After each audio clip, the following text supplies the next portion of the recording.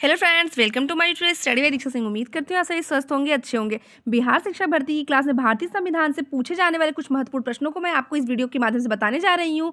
ये सभी प्रश्न आपके एग्जाम में पूछे जाने की बहुत प्रबल चांसेस है, इसलिए वीडियो को पूरा देखिएगा। और वीडियो पसंद आए तो हमारे चैनल को सब्सक्राइब और वीडियो को लाइक करना कतई ना भूलें। भारतीय संविधान की पहली बैठक कब हुई थी? तो भारतीय संविधान की पहली बैठक की अगर बात करें तो वह 9 दिसंबर 1946 को हुई थी। उस समय भारतीय संविधान की जब पहली बैठक हुई थी तो उस समय संविधान सभा के जो अध्यक्ष थे वो कौन थे? सच्चिदानंद सिन्हा। बढ़ते अगले प्रश्न की तरफ। शोषण के विरुद्ध अधिकार किस अनुच्छेद के अंतर्गत आते हैं? शोषण के विरुद्ध अधिकार किस अनुच्छेद के अंतर्गत आते हैं? तो आपका उत्तर यहाँ पे होता है अनुच्छेद 23 से 24। नेक्स्ट, संविधान सभा की प्रथम बैठक के अध्यक्ष कौन थे? तो संविधान सभा की प्रथम बैठक के अध्यक्ष या स्थायी अध्यक्ष, अस्थायी अध्यक्ष की अगर बात करें तो वह है आपके सच्चिदानंद सिन्हा। नेक्स्ट, डॉक्टर भीमराव अंबेडकर ने किस अनुच्छेद को भारतीय संविधान की आत्मा कहा है? मोस्ट इंपॉर्टेंट प्रश्न है भारतीय संविधान से कि भारतीय संविधान की आत्मा किस अनुच्छेद को कहा जाता है? तो आपका उत्तर यहाँ पे होगा अनुच्छेद 32। बढ़ते हैं अगले प्रश्न की तरफ। भारत में संविधान सभा के निर्माण का आधार क्या था? भारत में संविधान सभा के निर्माण का आधार क्या था? आपका उत्तर यहाँ पे होता है कैबिनेट मिशन योजना 1946। कैबिनेट मिशन योजना 1946। नेक्स्ट प्रश्न आपसे पूछता है भारत संविधान में भारत को क्या कहा गया है?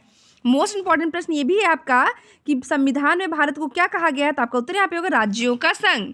नेक्स्ट प्रश्न की तरफ बढ़ते हैं। भारत के संविधान को लागू कब किया गया था? तो 26 जनवरी 1950 को। 26 जनवरी 1949 को हमारे यहाँ जो संविधान था वो बन के तैयार हो चुका था, लेकिन लागू कब हुआ था? 26 जनवरी 1950। संविधान सभा के अंगीकृत करने की तिथि क्या है? तो 26 नवंबर 1949 को। नेक्स्ट, संविधान सभा की स्थायी अध्यक्ष कौन थे? तो आपको उत्तर यहाँ पे होता है डॉक्टर राजेंद्र प्रसाद। बढ़ते हैं अगले प्रश्न की तरफ। संविधान सभा की स्थायी अध्यक्ष कब बने थे? संविधान सभा की स्थायी अध्यक्ष 11 दिसंबर 1946 को कौन बने थे? संविधान सभा की स्थायी अध्यक्ष की अगर बात करें तो उस समय कौन बने थे? तो आप सभी आप कमेंट सेक्शन में जाइए और ये कमेंट करके बताइए कि संविधान सभा के स्थायी अध्यक्ष जो 11 दिसंबर 1946 की बैठक हुई थी उसमें कौन बने थे? नेक्स्ट आपके सामने यहाँ पे है संविधान सभा के उपाध्यक्ष कौन थे? तो संविधान सभा के उपाध्यक्ष की अगर बात करें वह थे आपके एच.सी. मुखर्जी। एच.सी. मुखर्जी। तो आप सभी कमेंट सेक्शन में जाके संविधान सभा की स्थायी अध्यक्ष के बारे में जरूर कमेंट करके बताइएगा। बढ़ते अगले प्रश्न की तरफ। संविधान संशोधन प्रक्रिया कहाँ से ली गई? संविधान संशोधन प्रक्रिया की अगर बात करें तो ये आपके दक्षिण अफ्रीका से ली गई है। अगला प्रश्न आपकी स्क्रीन पर है संविधान निर्माण के समय संविधान में कुल अनुसूचियाँ कितनी थी? तो संविधान निर्माण के समय संविधान में कुल जो अनुसूचियाँ थी उन अनुसूचियों की संख्या टोटल 8 थी और वर्तमान में अनुसूचियाँ कितनी है? 12। वर्तमान में 12। बढ़ते अगले प्रश्न की तरफ। संविधान में समवर्ती सूची का प्रावधान कहाँ से लिया गया? तो आपका उत्तर यहाँ पे होगा ऑस्ट्रेलिया से। नेक्स्ट, समाजवादी धर्मनिरपेक्ष एवं एकता एवं अखंडता शब्द संविधान के किस संशोधन द्वारा जोड़ा गया? तो 42वें संविधान संशोधन के द्वारा। 42वें संविधान के संशोधन के द्वारा आपका यहाँ एक ट्रिक है सपा, जिसका अर्थ होता है आपका यहाँ पे समाजवादी, पंथ निरपेक्ष और अखंडता। ये शब्द आपकी किसे जोड़ा गया है? तो ये शब्द आपकी जोड़ा गया है 42वें संविधान संशोधन के तहत। 11वीं अनुसूची किस संविधान संशोधन के द्वारा जोड़ी हुई गई है? 11वीं अनुसूची किस संविधान संशोधन के द्वारा जोड़ी गई? तो आपको उत्तर यहाँ पे होता है 73वें संविधान संशोधन के द्वारा। मूल कर्तव्य को किस अनुच्छेद में डाला गया? तो मूल कर्तव्य जो है आपके रूस से लिए गए हैं और ये डाला किसके द्वारा है?